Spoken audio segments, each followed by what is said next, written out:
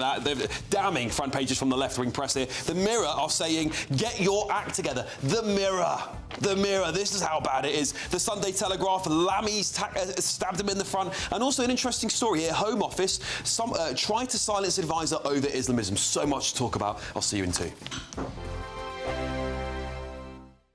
We want you to boost your bank account with an incredible £30,000 in tax-free cash to spend however you like. There's also a terrific £10,000 to spend on a Riviera travel holiday of a lifetime for 2. So whether you fancy a cruise or an escorted tour, you'll have over 30 worldwide destinations to choose from. For another chance to win, text WIN to 63225. One entry costs £2.50 plus one standard network rate message. Or text BONUS to 63225. 5 entries cost £5 plus one standard network rate message. Go to gbnews.com/win. Entries start at £2.50. Call 0903 686 3232. Calls cost £2.50 plus your network access charge. Or post your name and number to GB19, PO Box 8690, Derby DE1 9TT. UK only. Entrance must be 18 or over. Lines close at 4 p.m. on the 27th of February. Please check the closing time if listening or watching on demand. Good luck.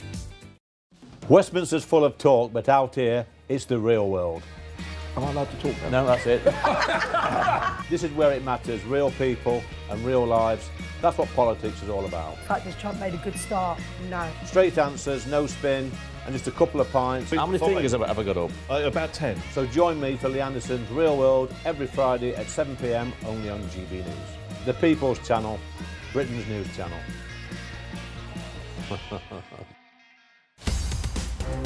In the GB newsroom, we bring you the news as it happens. With our team of dedicated journalists across the UK, we're ready to keep you up to date with what's happening every half an hour, every single day. Bulletins here on GB News. The People's Channel, Britain's news channel. Hi, I'm Michelle Dewberry, and my show is your opportunity to cut through all the noise and dive in headfirst to some robust debates. Ideas clash. Situation, isn't it? Because the failure is... You're deliberately avoiding my point. Nothing's held back. And if you think this is the end of it, wait for more. And we do not shy away from the difficult stuff. Sometimes I want to shake people and say, if only you understood. So join me on Jubes & Co. weeknights at 6 p.m. only on GB News, Britain's news channel.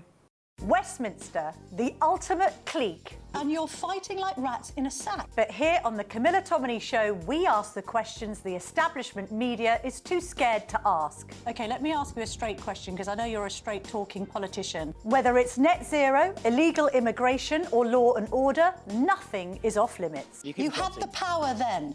Yeah, as I and say, now you've lost it. That's the Camilla Tominey Show, a politics show that's fearless. But no, let me finish my question if you don't mind, because it is my show. Sundays at 9:30, only on GB News, the People's Channel, Britain's news channel.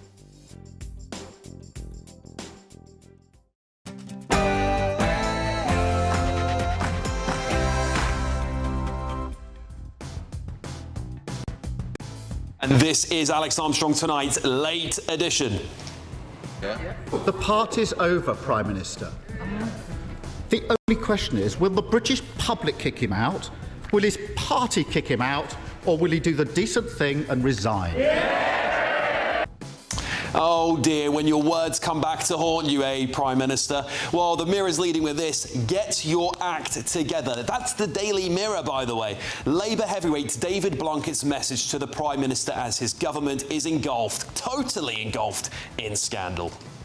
I've questioned myself as to why did I go, what was I doing, and was it the right thing to do? When you think it can't get any worse for former Prince Andrew, it does. More royal scandal. The Daily Mail reveals Jeffrey Epstein brought a young Russian model to a private dinner with Andrew Mountbatten Windsor at Buckingham Palace, no less.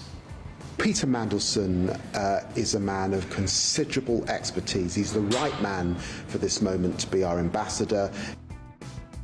Disgraced, shunned, and now being investigated. And apparently, David Lammy turns on the Prime Minister, saying he tried to warn the PM. Is it true? It's all a bit funny, isn't it? Because there's things that he said and some clips that made it sound like he didn't anyway. But that hasn't stopped Peter Mandelson from receiving a five-figure payoff. Five-figure after being sacked in disgrace as US ambassador. A former government advisor has accused the Home Office on the front page of the Daily Telegraph, this is damning, of attempting to silence him after he warns them about the threat of Islamism.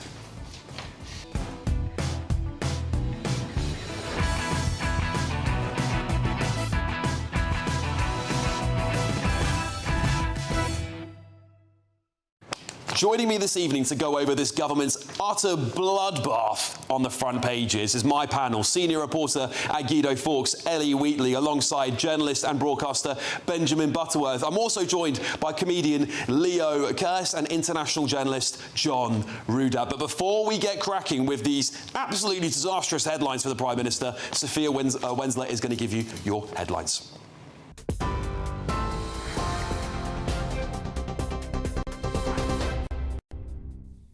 Alex, thank you and good evening. It's just gone 11 o'clock. These are your headlines.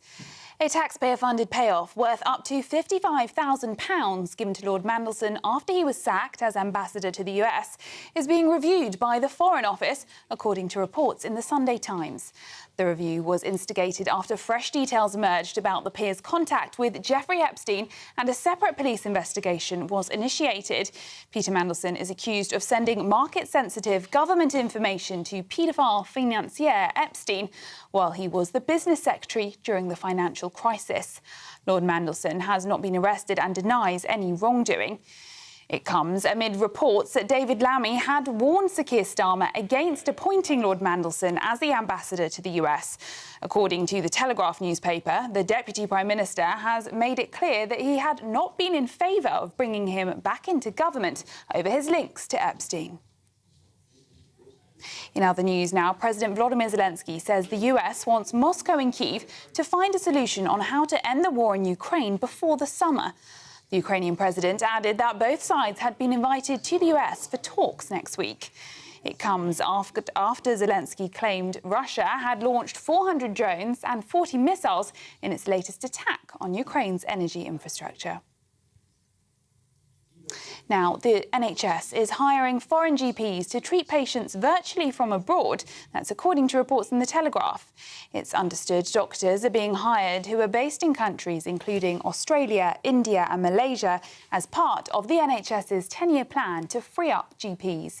It means patients will be treated by their doctor over a computer screen or on the phone. It comes after a report in December revealed the UK has twice as many foreign doctors and nurses as the Western average. Now, much of England and Wales are at risk of flooding after it's rained every day of this year so far. South West England and South Wales have seen 50% more rainfall than usual for this time of year. The Environment Agency has issued dozens of flood warnings, mostly scattered across the south and southwest of England and the Midlands. And England have started the Six Nations off with a bang, beating Wales 48-7 in their opening match at the Allianz Stadium. Arundel celebrated his first Test start since the 2023 World Cup by running in 3 first-half tries, and there were also touchdowns for Ben Earl, Toe Robrick and Tommy Freeman, as well as a penalty try. Those are the latest GB News headlines. Now it's back to Alex. Tune in to GB News Radio wherever you are. Online, on DAB digital radio, on TuneIn, on Radio Player, on Nation Player and on your smart speaker. Just say, play GB News.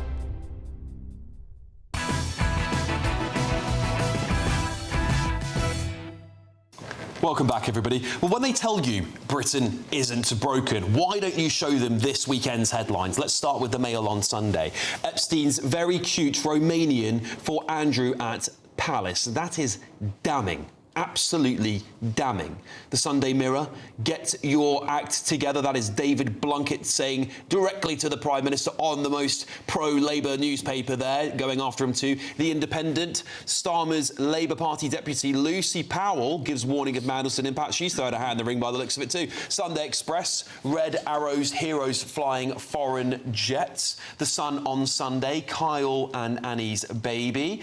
Number 5, Sunday Telegraph. Here he is, Deputy Prime Minister in the front page of the Sunday Telegraph here, sticking the knife in the back of the Prime Minister. He says, I warned Starmer about Mandelson. The Observer, another left-leaning newspaper. Look at the Prime Minister's face. Look at it. The relegation battle. The Sunday Times. Payoff to tens of thousands to Peter Mandelson. Wow. Sometimes I just sit here and I'm speechless, genuinely. Let's get the thoughts of my panel. You might find some words. Comedian Leo Curtis joining me. Senior reporter Guido Forks, Ellie Wheatley's here. Journalist and broadcaster Benjamin Butterworth is sticking along too. And international journalist John Rudat is here joining me. Leo, welcome to the show, mate.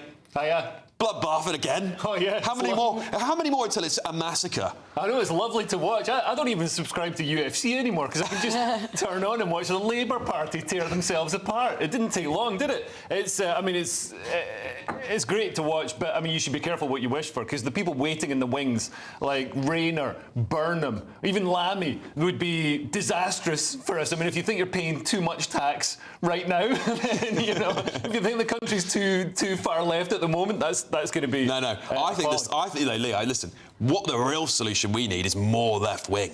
That's clearly we haven't gone left wing enough. That's what they think. That's what we got. Lucy Powell, one of the most left wing MPs, deputy leader of the Labour Party, booted out by Starmer. She got herself back in, didn't she? She's also sticking the knife into the Prime Minister. Yeah. Everybody can see that it's going to happen, so they don't want to be the person who's left not acting. Even David Lammy, who, let's remember, publicly he was publicly thanking Peter Mandelson and being kind to Peter Mandelson. Now all of a sudden he's saying, oh yeah, but behind the scenes I was advising Keir Starmer. It's like, well, you weren't publicly saying that at the time, were you? Now that it's politically expedient for you, now you're doing that. And Keir Starmer, I mean, to be honest, he's made himself a hostage to fortune by, coming across, presenting himself as a man of integrity, this dependable man. Puritan. As soon as you do that, like somebody else, Boris would probably get away with this because Boris wouldn't pretend to not be, have dodgy people in his cabinet. As soon as you pretend to be, some upstanding citizen, then, as soon as a chink appears, then it can all fall down. There is I had people writing into me, Leo, saying to me, Alex, do a video of all the times the Prime Minister said how good and great he was, how he was going to clean up politics, how he was the bastion of morality. The Puritan Prime Minister, the forensic lawyer who can't seem to do the vetting forensically very well, at least. Oh, I didn't know. So how much more did you need to know? He was sacked 2 times before in government for ethical dilemmas. John, Donald Trump in America is also embroiled in Epstein scandal, right? Why do you think he is surviving it as where our Prime Minister isn't? The same way Boris would have survived it. Donald Trump has a knack for media. He loves the game, he loves the fire, he loves being put on the spot.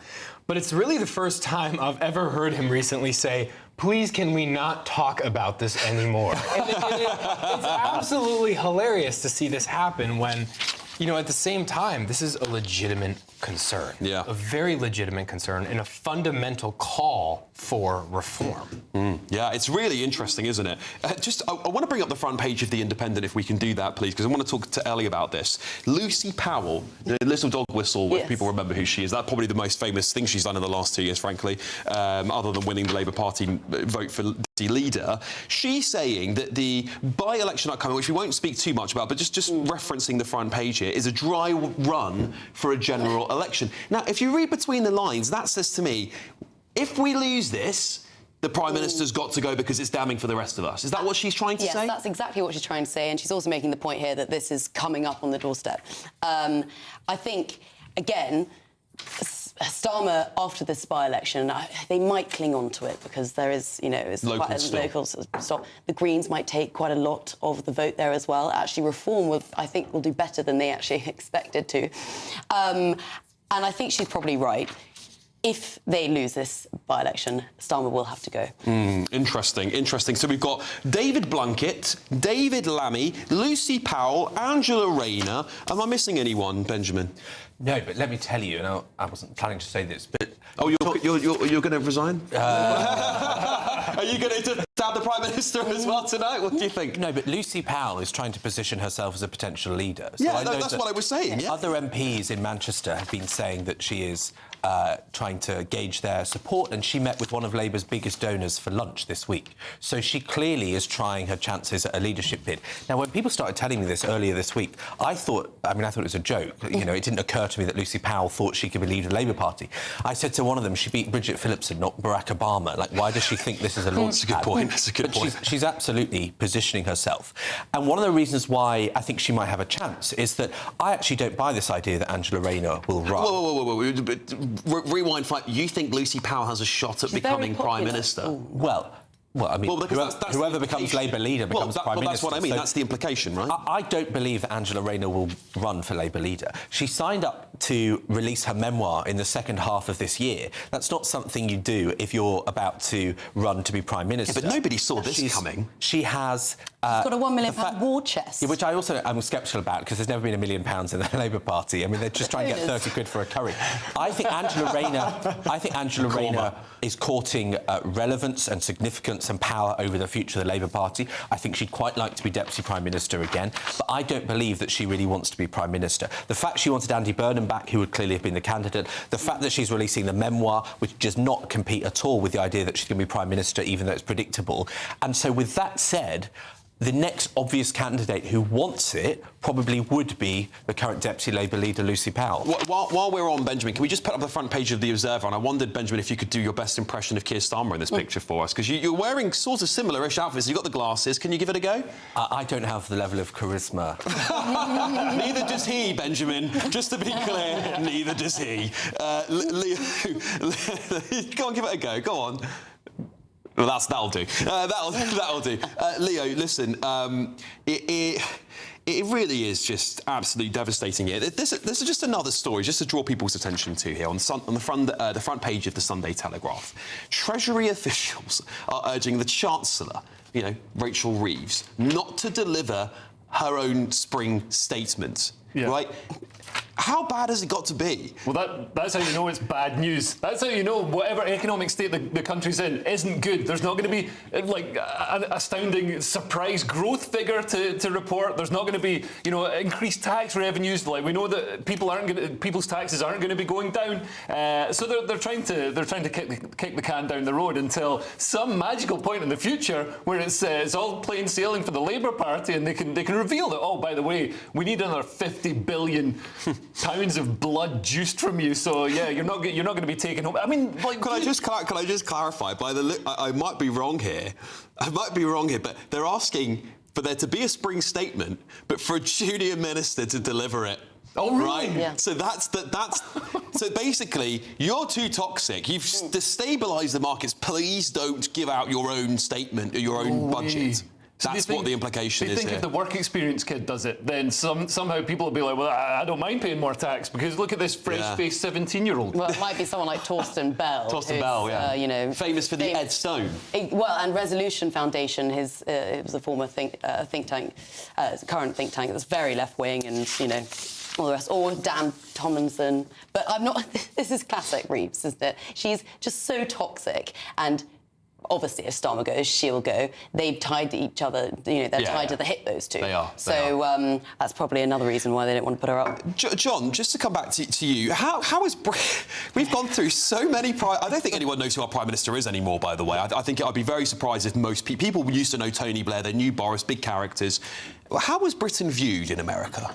At this point, we have seen Prime Minister after Prime Minister after Prime Minister come and go for Lord knows what reason. And now it's no different. It's really no different. Americans have a sentiment about Britain, that's charged throughout history, but it has gotten better over time, and we do want to cooperate, and we do want to see Britain flourish, and we do want to have a great vacation destination when we come over and see the fruits of the British people's labor. But we're not seeing that anymore, and it's kind of becoming a disgrace. But at the same time, it's a disgrace for us.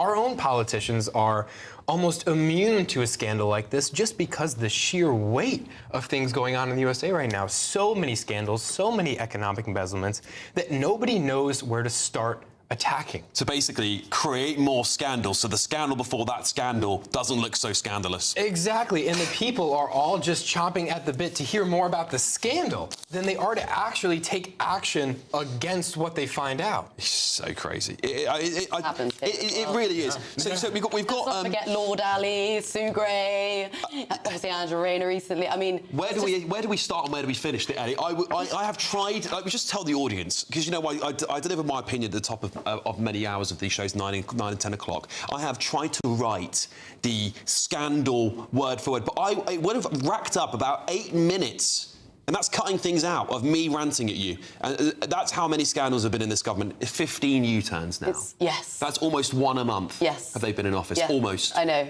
I mean, Starmer has been a very weak leader throughout his premiership.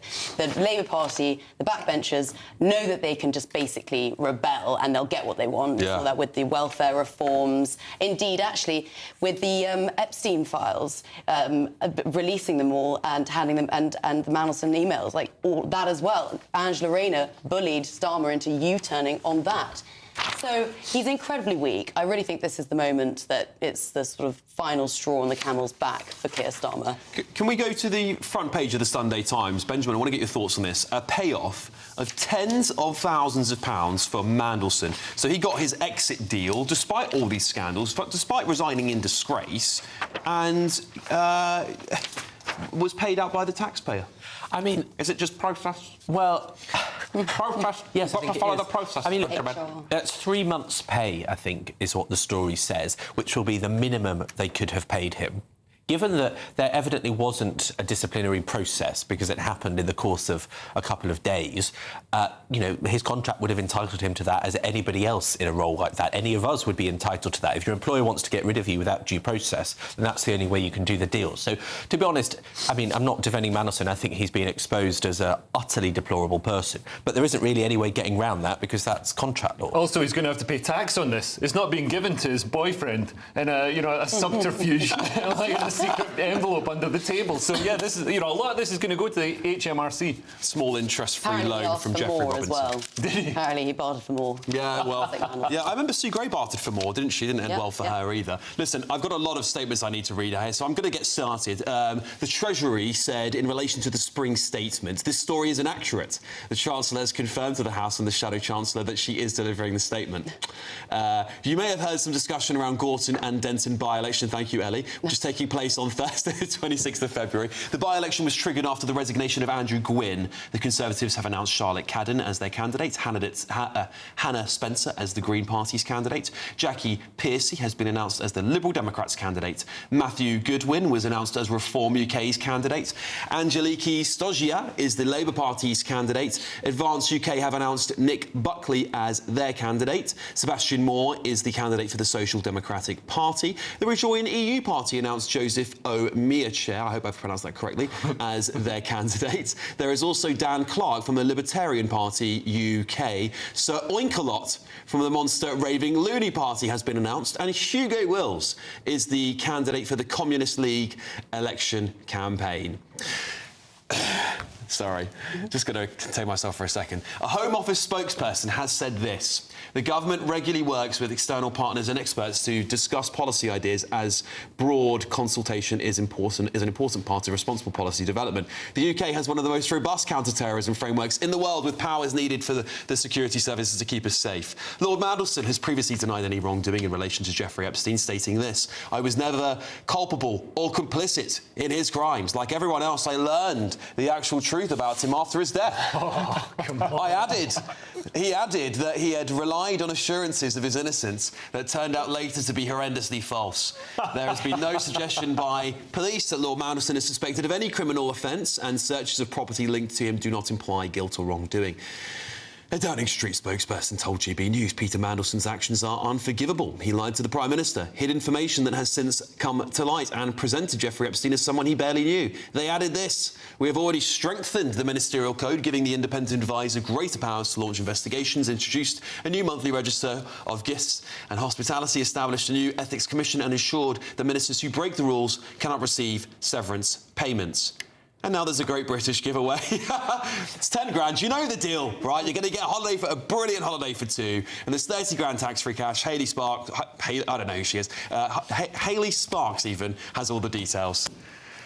You could win cash and the ultimate holiday in our two-part Great British Giveaway. Thanks to Riviera Travel, you could be jetting off on a £10,000 dream holiday for two people. With flights, transfers and luxury accommodation included, you'll get to choose the kind of holiday you want. So whether you're looking for hotel comfort or on a relaxing river cruise, you'll be able to find the perfect match from over 30 global destinations on offer. And because the holiday is handpicked with you in mind, you know it's going to be perfect. Plus, we're going to give you £30,000 in tax-free cash to spend however you like. Your summer can start here, so make sure you don't miss out. For another chance to win, text WIN to 63225. One entry costs £2.50 plus one standard network rate message. Or text BONUS to 63225. 5 entries cost £5 plus one standard network rate message. Go to gbnews.com/win. Entries start at £2.50. Call 0903 686 3232. Calls cost £2.50 plus your network access charge. Or post your name and number to GB19, PO Box 8690, Derby DE1 9TT.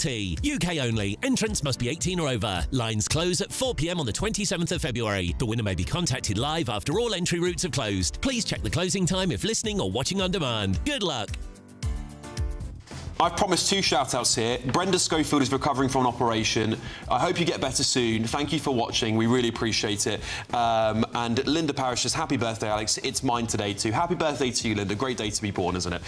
Coming up, we have an extraordinary update that has emerged from the Epstein files with a journalist who's been going through every sordid detail. You're not going to want to miss this one, trust me. See you in a tick.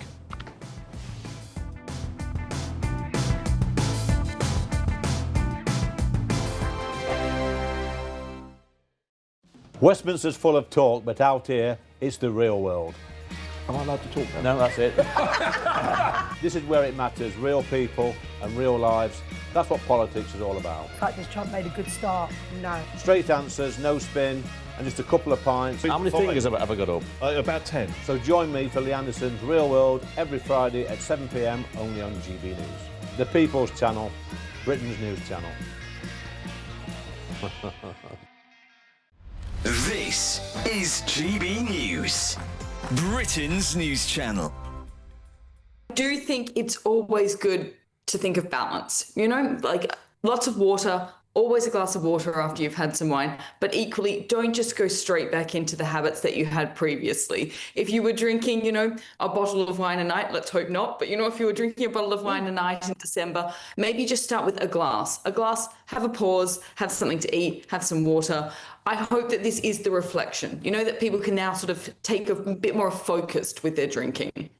I mean, how good is it for you? I mean, we hear so many conflicting stories, Isabel, about what is good for you drink-wise. I mean, you know, a glass of red wine a day is good for you, and then it isn't the next week. It's very confusing.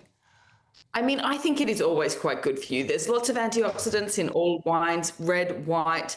It's also, to be honest, great for socialization. You know, we're in an era where people aren't socializing as much. It's a nice way of getting people talking, communicating. That is so good for you. And when you look at all of these amazing regions in the world, these blue zones, they all have wine as a massive part of their culture. And so it is important when you look at these people living until they're, you know, 100 years old. And that's the common amongst, you know, places like Sardinia.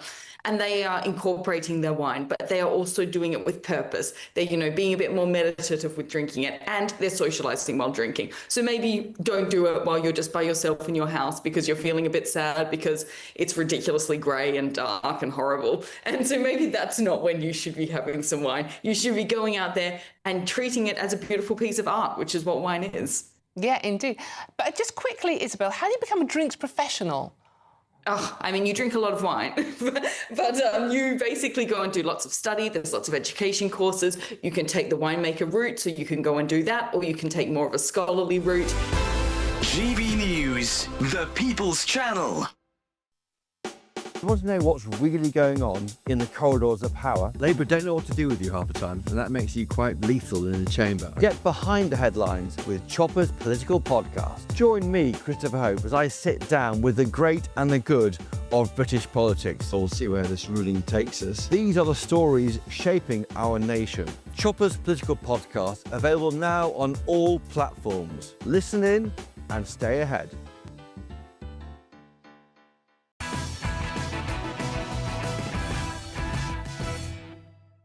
Welcome back to the show, everybody. Well, it's been a bit of a bloodbath tonight, hasn't it? Emails suggested that Jeffrey Epstein's advice was sought to patch up a feud amongst warring cousins in one of the most influential financial dynasties. In a Telegraph scoop, I hope I get this right, Ariane de Rothschild was revealed to be in close contact with the convicted sex offender from 2013 to his suicide in 2019. Journalists mining through the latest Epstein files released the US the US Justice Department seem to be finding a pattern of Epstein's enduring influence in political and financial circles, long after his 2008 conviction for procuring an underage girl for prostitution. Right, well, with me to discuss this developing scandal is the author of this piece, Royal and Entertainment correspondent at The Telegraph, India McTaggart. India, thank you very much for coming into the studio. Pleasure to have you here. Tell us about this story. So it's kind of extraordinary, isn't it? Because it really shows you how entrenched Epstein was in the upper echelons of high society.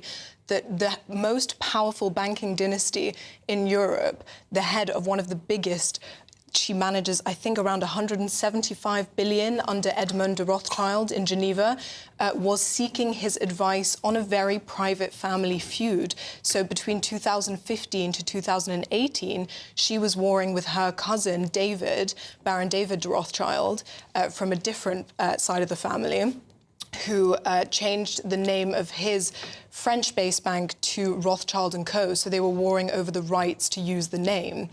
Because obviously she was running Edmond de Rothschild since the death of her husband, but has effectively been running it since 2015 onwards.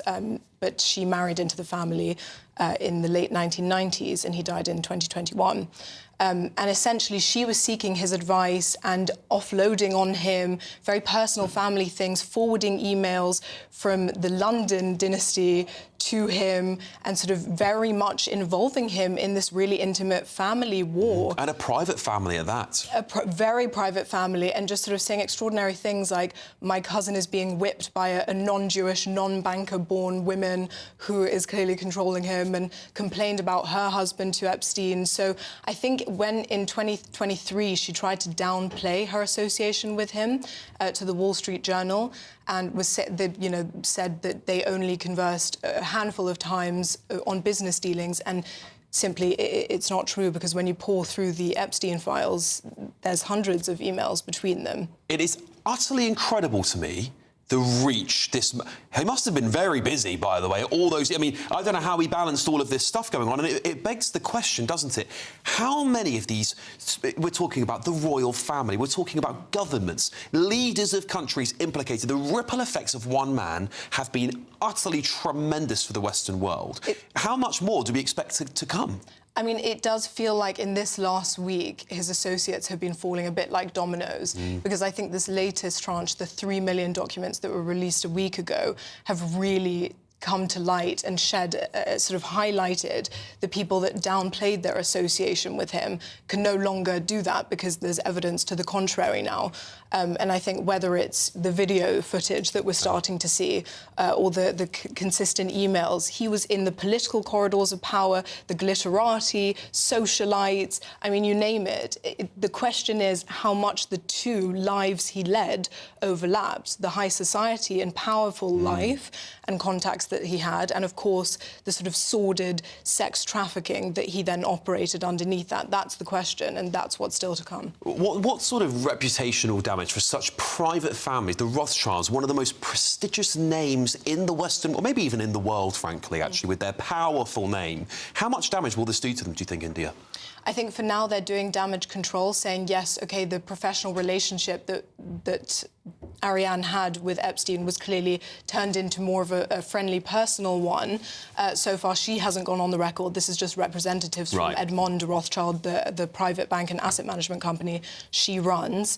So it's, remains to be seen whether she's going to come out on the record. But I do think it raises serious questions for all the people involved, all the individuals involved, to really come out and say, of course, they insist that, she had no knowledge of what was going on in terms of his criminal activity. But as you mentioned earlier, this is all after his 2008 conviction. So. I want to bring the rest of my panel into this. Leo, someone said something to me the other... or maybe I heard it on another show here on GB News, and whilst it was horrible, it rang true. It's almost like you're a loser if you weren't on these files in the global elite. Yeah, and I'm wondering, because his email's right there, I'm wondering if I email that email address, will I get in the next tranche of documents? You would. That's a really good one. Well, maybe not the next tranche, but if you were to be part... I mean, it's just crazy. It's crazy to me how many people are being indicted as part of this. Yeah. It's global. And the people you wouldn't expect, like Noam Chomsky, a figure of the left who was discussing race science with Epstein. The biggest names in the world. Yeah, a lot of people seem to have these very frank and open conversations with him. And I guess, when you're having those conversations, you don't think at any point that these are going to come to light. But this shows, if somebody gets nobbled for something, then, in the process of discovery, when the documents are seized, anything can come out. Yeah, Ellie. Again, it's. I mean, the front page. I don't know which front page it is here. It's the Mail. Epstein's very cute Romanian for Andrew at the palace. Yeah. This sort of stuff would, takes down institutions. Yes. It does. This is very serious. If you manage to bring somebody in on the behest of Jeffrey Epstein to the palace, this is very bad news. Well, fortunately, the palace actually took away all of his titles before more stuff came out. Yeah. I said at the time, it's because they expect more stuff to come out. Wow. So I think they have sort of cut away the rotten apple in that sense, fortunately. And just to say, the person who said you'd almost be a loser if you weren't mentioned or weren't hanging out with Epstein was Andrew's ex-girlfriend. Right. That was her on GB. I think she was. Well, I don't know where she was on actually, but yes, perhaps another channel. But yes. But it does show that he obviously had this charm and managed to get people to trust him, and he would promise things like reward, and then it would just be a repeat. So unbelievable, really. And there will be lots of people out there, I think. Is there another tranche of files to come out? 3 million. There's 3 million. 3 million more to come out. 3 million more. Wow. Benjamin, your thoughts? Well, first of all, the idea that the royal family did enough by taking away the title years into this is not a good enough excuse. We know, for example, that ABC, the US broadcaster, wanted to air an interview with a victim many years ago, and the palace said, ahead of an upcoming visit of Catherine and William, you won't get any access if you broadcast this. We'll cut you off completely from the royal family. We know that under Queen Elizabeth II, they repeatedly threatened to remove access and to sue people that dared to go near the Prince Andrew story. And so it's not good enough to say that the King did that, because they clearly were part of a cover-up.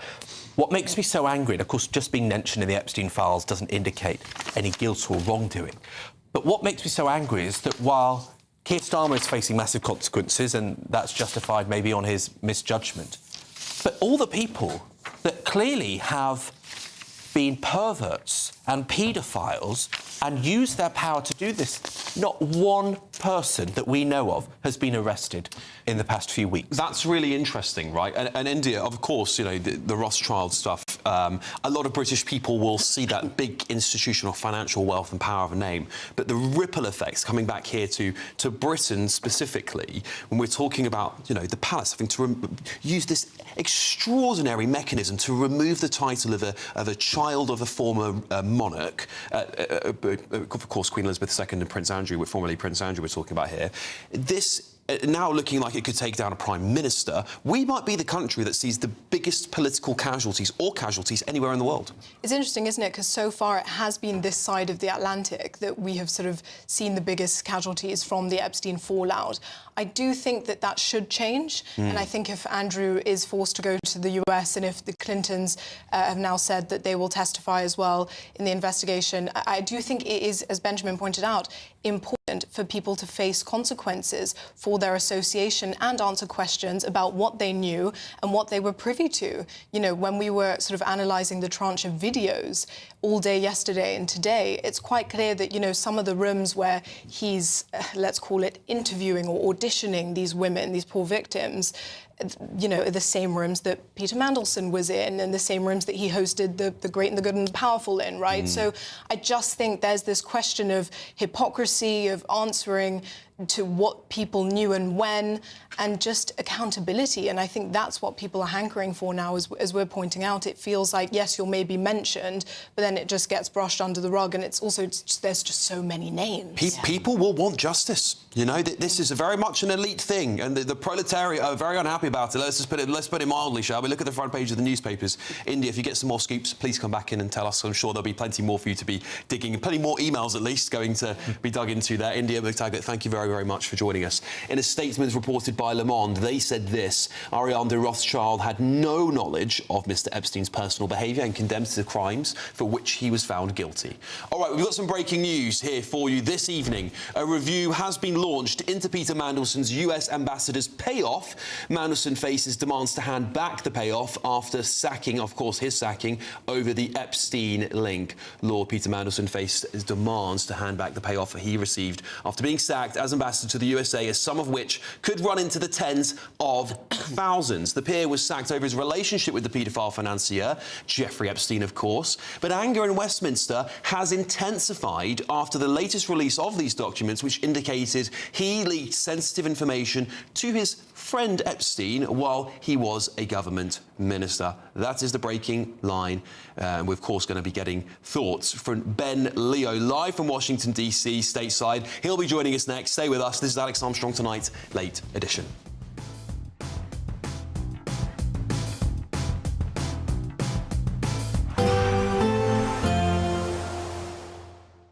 I forecast a perfect holiday in the sun. Weather looking good then? For sure, and no worries about our travel insurance. All Clear Travel Insurance sponsors GB News Travel Destinations forecast. Yet more wet and windy weather to come this weekend for Iberia, although Sunday at least is less wet for a brief period. There are also lots of showers affecting parts of Greece into Turkey. Italy dry at first on Sunday, but this next batch of rain and showers moves through, that bringing some heavy downpours to the Balearics. Drier for a time across Spain, Portugal and the Canary Islands, but more rain and wind on the way by early next week. All Clear Travel Insurance sponsors GB News Travel Destinations forecast.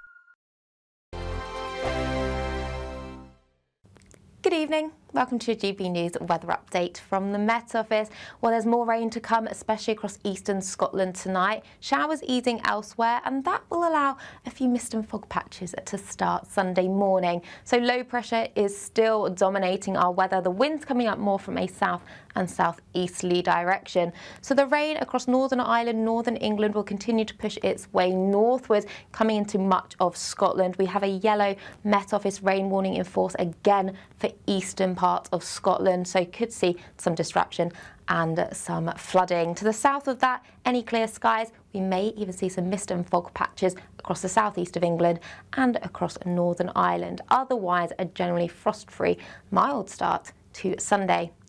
But a wet Sunday to come across much of Scotland, even pushing into western areas, but most persistent rain first thing is going to be across eastern areas, across Northern Ireland to start Sunday morning, quite murky with some low cloud, mist and fog. A similar picture for the rest of England and Wales. There could be some brightness just coming through first thing on Sunday. For Sunday as a whole, though, it does look to be generally drier than Saturday. There will be some breaks in the cloud to give it some glimpses of some sunshine, but otherwise later on in the afternoon we'll start to see showers progressing in from the west. So across Devon and Cornwall into Wales, we'll see some heavy showers possibly with some thunder. Longer spells of rain persisting across Scotland. Otherwise, it's still generally rather mild, highs of up to 9 or 11 degrees. A messy picture as we go into Monday. A lot of cloud around, perhaps quite murky to start. Further spells of rain pushing their way northwards into Scotland. And then again, areas that do not need any more wet rainfall, it is going to be turning wet in the west, drier in the east with some sunshine. The unsettled theme is still here to stay, but perhaps temperatures just dropping later. Decisions made in Washington aren't just shaping America, they're shaping Britain too. From migration to global security, from crime to health. Whatever happens in the White House today will be felt in your town or city tomorrow. That's why The Late Show is live from Washington, D.C. Cutting through the politics to show you what it all means for Britain. The Late Show live every night at midnight. Only on GB News, Britain's news channel. Westminster's full of talk, but out here, it's the real world. Am I allowed to talk No, now? that's it. This is where it matters, real people and real lives. That's what politics is all about. In fact, has Trump made a good start? No. Straight answers, no spin, and just a couple of pints. How many fingers have I got up? About 10. So join me for Lee Anderson's Real World every Friday at 7 p.m. only on GB News. The People's Channel, Britain's news channel.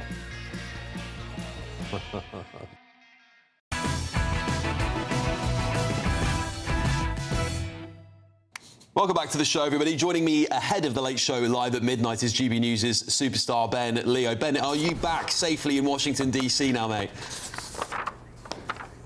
I'm back, but not without drama. Our poor cameraman, Ben, he was struck down with appendicitis last night or the night before, so I was due to do a live hit with Bev on the show. Ended up having to drag the other Ben to ER, as they call it in America. Yeah, he had an operation last night. Anyway, I'm back in DC. It's freezing. I miss the sunny climes of LA. But Alex, happy birthday to you. How old are you? How old do you feel? That's the big question tonight. 35, feeling 50. How about that? Oh, I thought you were going to say 35, feeling 20 or something. Well, happy birthday to you. Hope you're having a great day. Maybe another day. Maybe another day. Well done to you for working on your birthday. Thank you, mate. Yeah. Thank you, mate. Look, there's lots going on tonight with...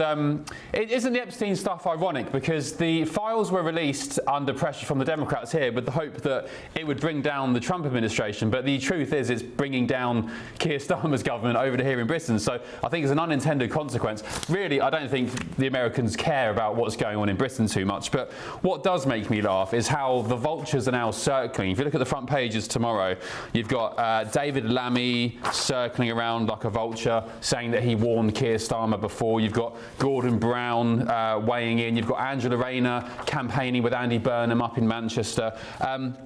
I think Keir Starmer's days are numbered, judging by where he stands now. He is Teflon, isn't he, though? So I just wonder how long he will hang on for, but I think the writing's on the wall.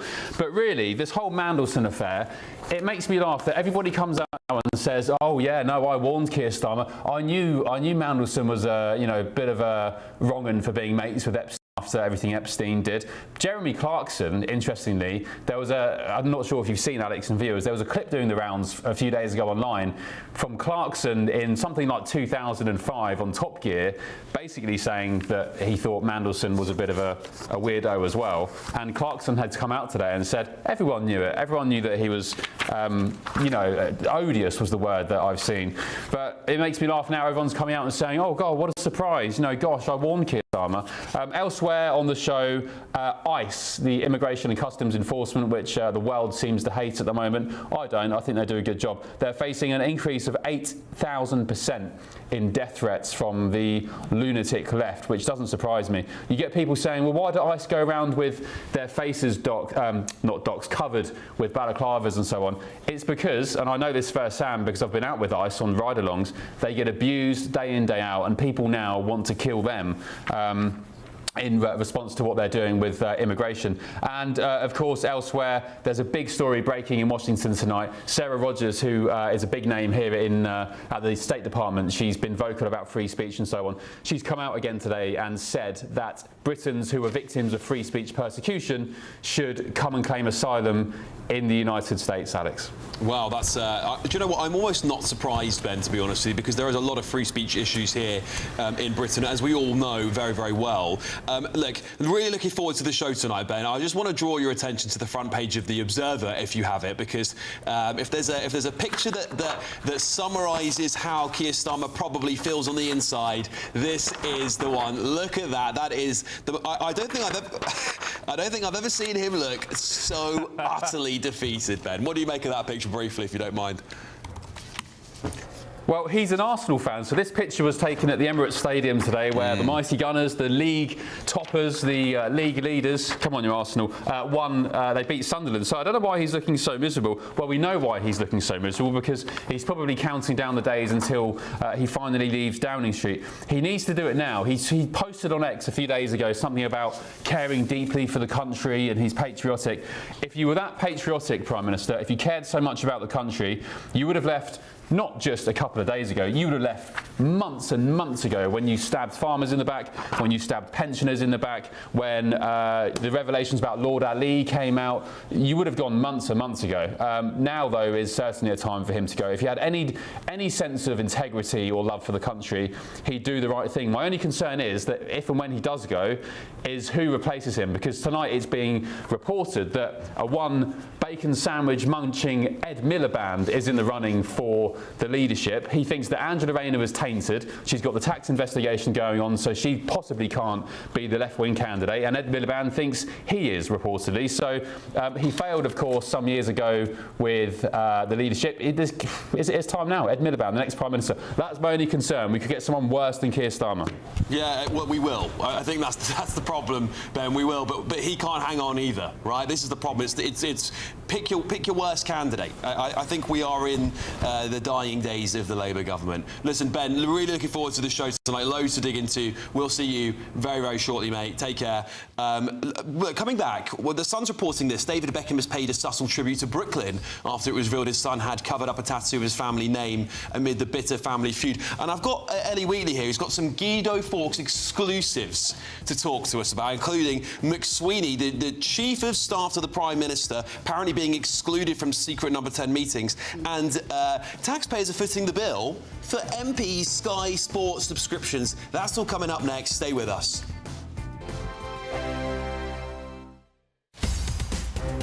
In the GB newsroom, we bring you the news as it happens. With our team of dedicated journalists across the UK, we're ready to keep you up to date with what's happening every half an hour, every single day. Bulletins here on GB News, the People's Channel, Britain's news channel. Westminster's full of talk, but out here, it's the real world. Am I allowed to talk now? No, that's it. This is where it matters. Real people and real lives. That's what politics is all about. The fact that Trump made a good start, no. Straight answers, no spin, and just a couple of pints. How many fingers have I got up? About 10. So join me for Lee Anderson's Real World every Friday at 7 p.m. only on GB News. The People's Channel, Britain's news channel. You want to know what's really going on in the corridors of power? Labour don't know what to do with you half the time, and that makes you quite lethal in the chamber. Get behind the headlines with Chopper's political podcast. Join me, Christopher Hope, as I sit down with the great and the good of British politics. We'll see where this ruling takes us. These are the stories shaping our nation. Chopper's political podcast, available now on all platforms. Listen in and stay ahead. Decisions made in Washington aren't just shaping America, they're shaping Britain too. From migration to global security, from crime to health. Whatever happens in the White House today will be felt in your town or city tomorrow. That's why The Late Show is live from Washington, D.C. Cutting through the politics to show you what it all means for Britain. The Late Show live every night at midnight. Only on GB News, Britain's news channel. Hi, I'm Michelle Dewberry, and my show is your opportunity to cut through all the noise and dive in headfirst to some robust debates. Ideas clash. Situation, No, isn't it? no, Because the failure is... You're the failure is... deliberately avoiding my point. Nothing's held back. And if you think this is the end of it, wait for more. And we do not shy away from the difficult stuff. Sometimes I want to shake people and say, if only you understood. So join me on Jubes & Co. weeknights at 6 p.m, only on GB News, Britain's news channel. 5 hosts, 5 opinions, 5 fearless debates, 5 unfiltered takes on the day's news. 5 reasons not to be anywhere else on Saturday night. This is the Saturday 5. You got me good there. Britain's biggest Saturday night TV show. It's not a bad brand. Yeah. Uncensored. Very, very racy tonight. On the unpredictable. What did she say? Can you translate it for us? And always entertaining. And how can a country go from being led by William Wallace Saturday nights from 6 p.m. only on GB News, the People's Channel. Britain's news channel. You're going to want to stay tuned, trust me. Right,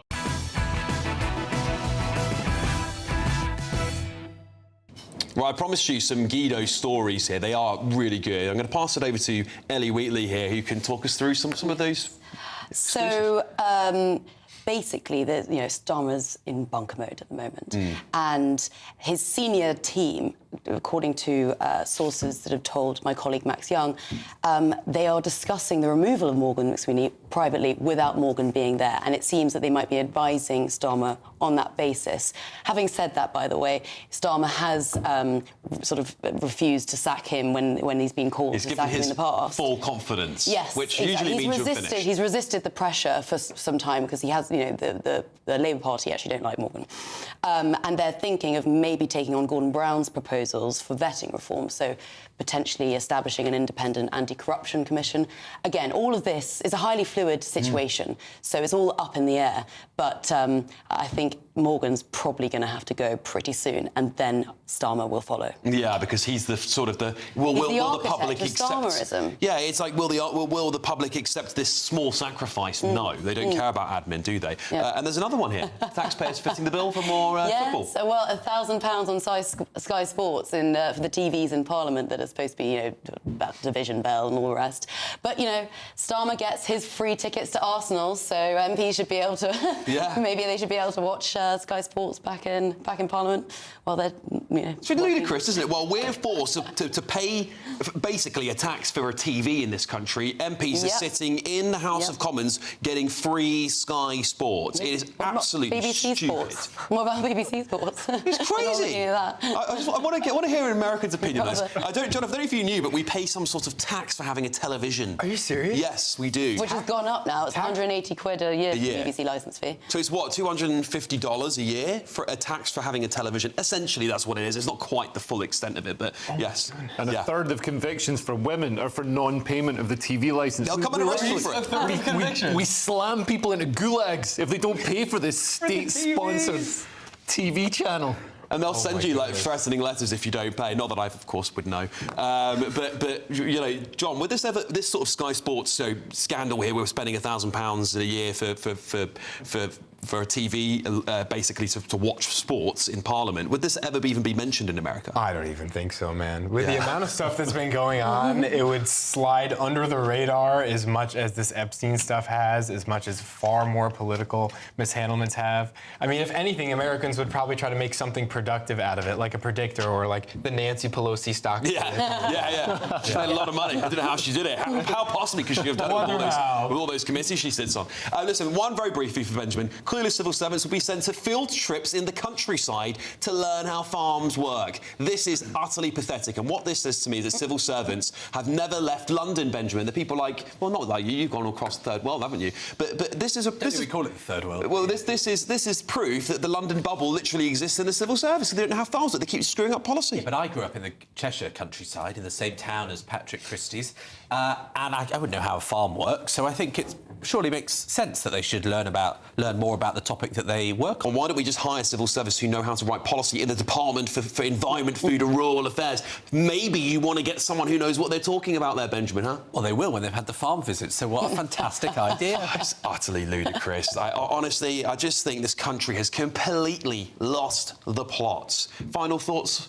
Yes, I mean, do you remember when Steve Reed was also Secretary of State for DEFRA and he hadn't even actually visited any farms, despite clobbering them with the family farm tax?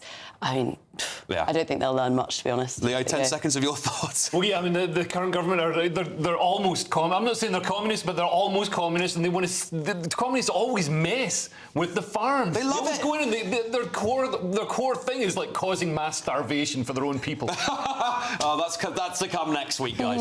Let's go through your headlines one more time. The Mail on Sunday. Epstein's very cute Romanian for Andrew at Palace. Sunday Mirror, get your act together. The Independent, Starmer's deputy gives warning of Mandelson impact. The Sunday Express, Red Arrow's heroes flying foreign jets. The Sun on Sunday, Kyle and Annie's baby number 5. The Sunday Telegraph, Lammy, I warned Starmer about Mandelson. The Observer, the relegation battle. Sunday Times, payoff to tens of thousands for Mandelson. Listen, I'm going to be back tomorrow and I'm going to Keir Starmer's constituency to ask people there that actually he represents whether he should be sacked, basically, as Prime Minister. Benjamin, Ellie, thank you. John, special guest tonight, coming all the way from America, Germany and everywhere. Good luck with your documentary. Thanks for coming in tonight. Leo Curtis, always a pleasure to have you on the show as well. Up next, it's The Late Show Live, hosted by the one and only superstar Ben Leo.